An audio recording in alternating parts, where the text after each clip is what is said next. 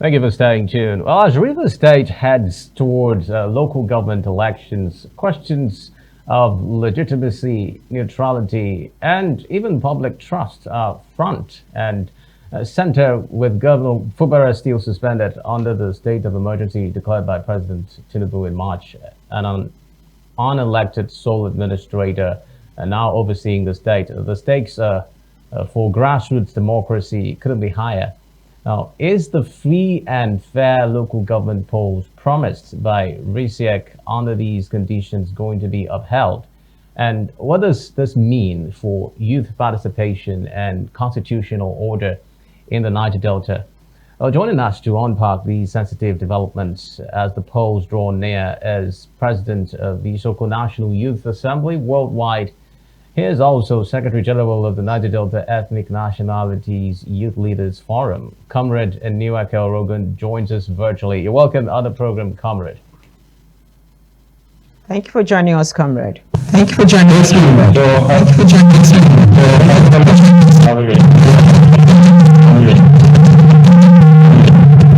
Well, Comrade, the issues in Rivers State are not new to us. After all of that roller coaster with the political crisis, and which culminated in the suspension of Governor Siminalayi Fubara, a lot of people believe that some level of order is getting restored in Rivers State, with the information that there'll be polls this month, towards the end of this month. It was supposed to be earlier, but pushed a little bit further towards the end of the month. But then questions have been around whether this is what Rivers State needs at this time. How much of this recent development signals a commitment towards restoration of the democratic process in Rivers State? Do you think that the upcoming local government polls indeed signifies that there are efforts that are being made towards restoration of democratic process and reinstallment of Siminalayi Fubara as governor of Rivers State? Just an overview of what you have been making of Rivers State so far in the recent weeks.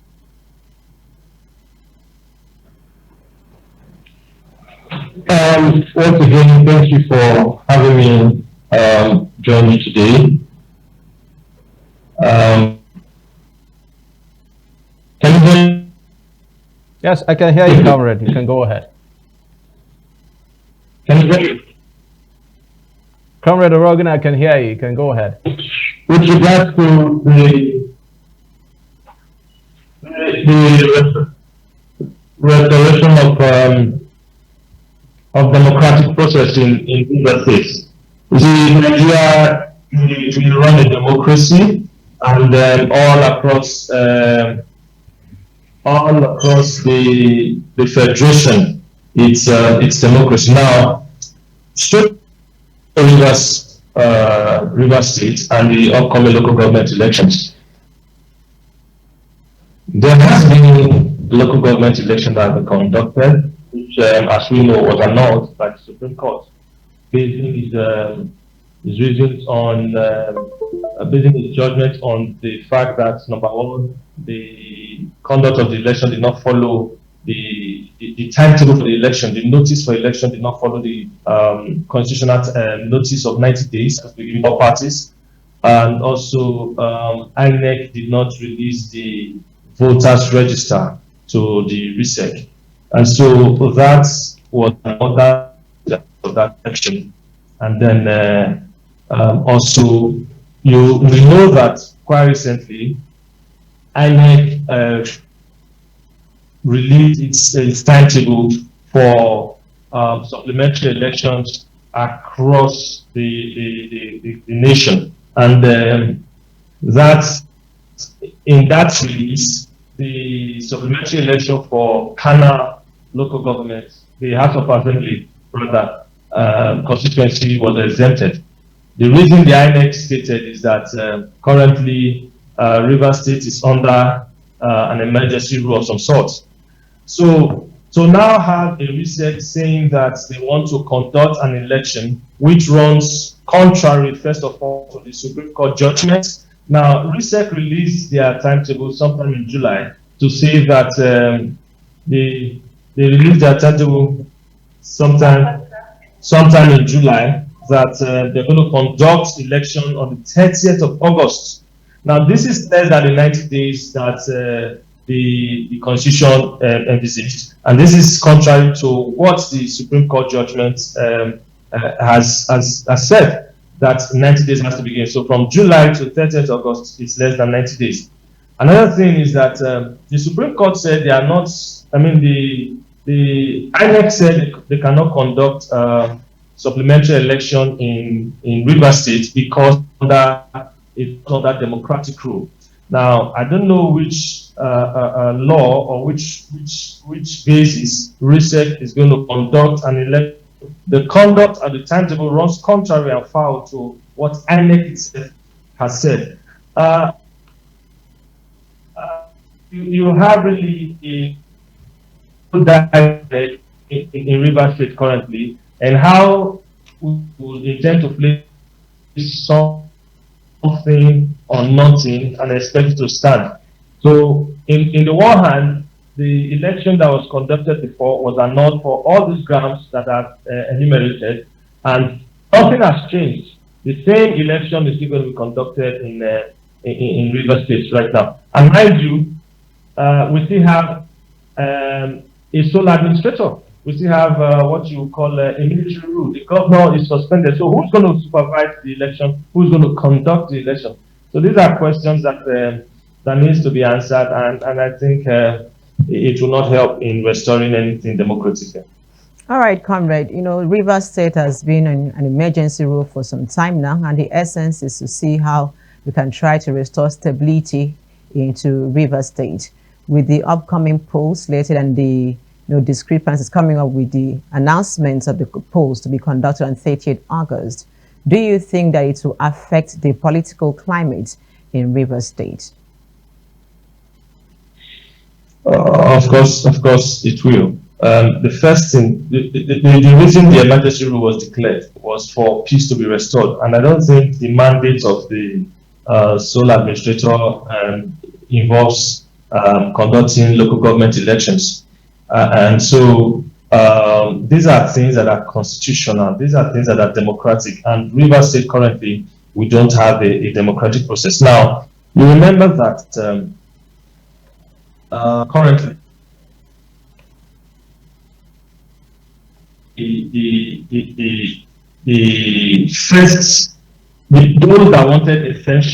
those that wanted extension when Governor Kubara was there, before they conducted election to remove those people that said they wanted elevation, they were out of government. And currently, from the feelers we're getting from Rivers State, a lot of them are coming back. That goes to give the signal that a certain camp might just be warming up to take over. And now the governor comes back, because it is expected that after 6 months, the governor is going to come back to his functions and resume his duties. Now, you find a governor who will not have a control over the House of Assembly, who will not have a control over the local government chairman, because these things were conducted in his absence. Chances are his people might not see the light. And so he just becomes an administrative governor, a figurehead governor. This will definitely unsettle his camp. And the governor, even if it's 2 months or 3 months that is left to the expiration of his tenure, will want to assert his authority. So I don't see how he will allow things go by, to see all of this. So the political climate, I don't think this really will sort it out. Must the governor control the House of Assembly, because these are independent organs of government? Must the governor control the House of Assembly? Can't he find a way to work together with different arms of government? Well, they are independent, but they must work harmoniously. Now, where the relationship is frosty, where the governor does not have the relationship with these people, we saw what happened in the last 2 years where he was there. The relationship was not there, and so he doesn't seem to enjoy the support and the backing. I don't see what will change when he comes back. So if he cannot enjoy the support, the backing, and the relationship that is expected between the various arms of government in his own state, where he's governor of the state, and then the local government is being taken away from him.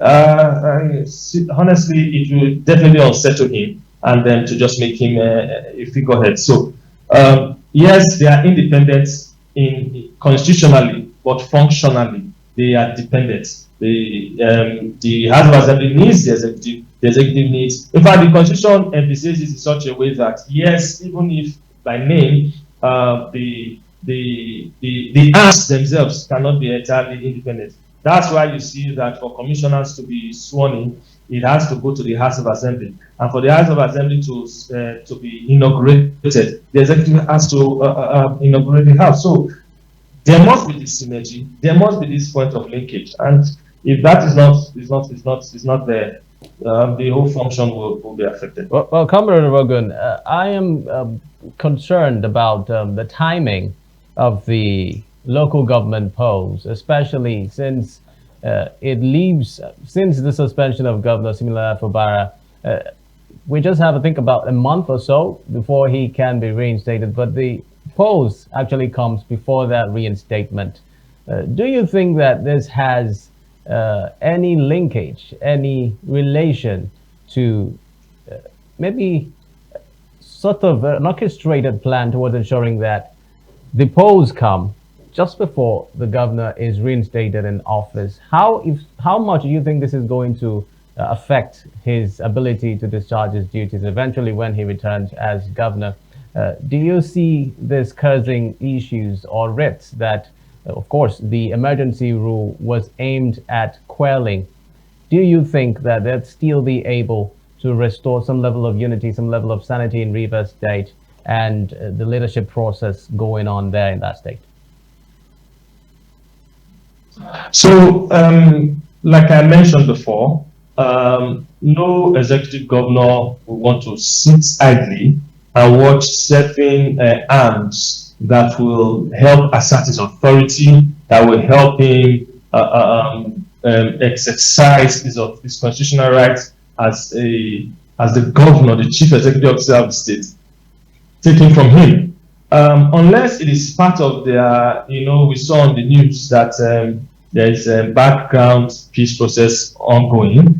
Unless it is part of that, the local government chairman, he will not produce them, he will not have a say as to who becomes what in each of the local governments. If that is part of it and it is a deal that he has accepted, then so be it, he will abide to it. Otherwise, there is no conducting an election before just a few moments before he is reinstated, and you say that you're calling peace. The question I ask again, the grounds upon which the sole administrator was brought in, the emergency rule was declared, was there was chaos, and so they wanted peace, not to come conduct elections. Mind you, this man is not from Rivers State. The RISEC, the chairman of the RISEC, is not from Rivers State. I don't know where that has been done before in Nigeria, and how it will sit well with even the Rivers State people to have outsiders come conduct elections for them. I mean, it doesn't just sit well. So don't you think that is to assert some level of neutrality, comrade? Don't you think that is to assert some level of neutrality? I mean, the cause is for peace. So if the sole administrator is from another state, don't you think that creates that level of neutrality that is needed to be seen in Rivers State?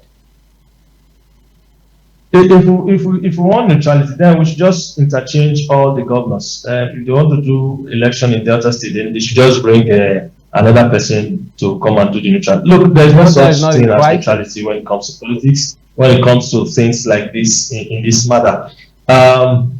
It is unconstitutional.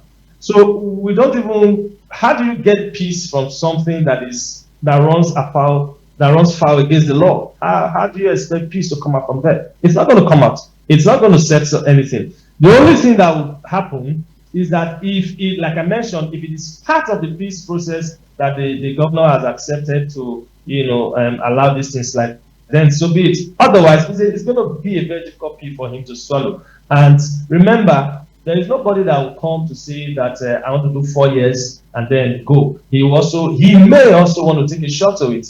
These are the grassroots that will help his ambition. These are the things that will help him. So you will not expect him, I do not expect him to come and start clapping for them that, yeah, you've done a good job, you put local governments. I'm not in charge of local government, not in charge of House of Assembly, not in charge of some key appointments. So what then? Why is he a governor?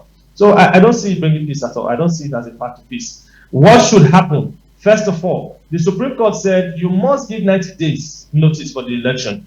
The research brought out timetable sometime 20th or 27th of July, and the election is for 30th of August. It already runs foul, contrary to the Supreme Court judgment. So it is illegality in itself, going by the Supreme Court judgment. So now, again, INEC has said we cannot conduct supplementary elections in Rivers State because it is under emergency. RISEC is saying we will conduct elections. You add up all of this thing. So it's never a part of peace. The path to peace will be that the man there should do what he was sent there, make peace, bring the camps together if he can, if he has such powers, but not to go conduct elections, not to go make appointments, not to even go do budgets and all of that we're hearing. So everything there just seems to be upside down, unless there are new laws and constitution that Rivers State is running with, separate from what we know in Nigeria. All right. Well, you represent the youth in the Niger Delta region by virtue of your position as Secretary General. Tell us what you feel, what ripple effects you think this is going to create in other Niger Delta states. I mean, with the realities in Rivers State currently and the antecedents that have already taken root, do you think that there's the risk of seeing a situation of this nature playing out in, say, Akwa Ibom in the nearest future, Delta, Bayelsa maybe, or Cross River? What do you think this means for other Niger Delta states, and how can we ensure it is corrected so that it doesn't fester and become a region phenomenon, starts affecting other parts of the region? You see, the truth is, in the Niger Delta region, no state is in isolation. Whatever goes wrong in River States will definitely have a ripple effect on every other state, whether it's Delta, whether it's Bayelsa, whatever states. So it will definitely have some serious effects in every part of the Niger Delta. And that's why, yes, the state is calm now. People are accepting certain things. That's why I want to call on the stakeholders there that are concerned not to provoke the atmosphere further, not to give people reasons, to further escalate tensions. And this is why some of these things I was saying, they are totally needless. You see, the thing with precedents, that is why some of us were troubled when it happened at all, because a precedent has been set now. The current administration, the President Bola Ahmed Tinubu, may have had some reasons to do what he did in River State. But the question with power is usually who controls it, who is behind it, who uses it. That's usually the question that always comes anytime power is allocated or power is to be used. Who is behind it? So even when he leaves now, who comes next? What will be his position in all these things? Comrade Orogun. So that's why I don't like such precedents to even be set in the first instance. Going forward, the youth, for me, war is always costly, honestly. If there is, what really do you do? If there are protests on the street or yielding results, they may now find that from what we have seen in protests, whether in Niger Delta or across the country, or even globally, they now start targeting key infrastructure, destroying infrastructure. That's what happened with the NSAS thing. If you ever went to Lagos just immediately after the NSAS and saw the various BRT stations, buses that were burnt and destroyed, you weep that these are, billions, going down the drain. This is the same scenario everywhere when tensions are heightened or when you have aggressions escalated. So it is not something that we want to even contemplate. It is not something we want to even think of. And so using this medium too would be that the youth should remain calm. Everybody that has something to say should say it and pursue it legally. You know, right. so this way we'll be sure of what we have. But the other routes definitely is not something we want to work on. All right, President of the Isoko National Youth Assembly Worldwide, Comrade Eniwake Orogun, thank you very much for speaking with us in Niger Delta today. We're hoping that at the end of the day, the issues in River State will be resolved amicably. Thank you for coming on the program. Thank you very much, Comrade Orogun. Thank you very much. Thank you for having me. God bless you.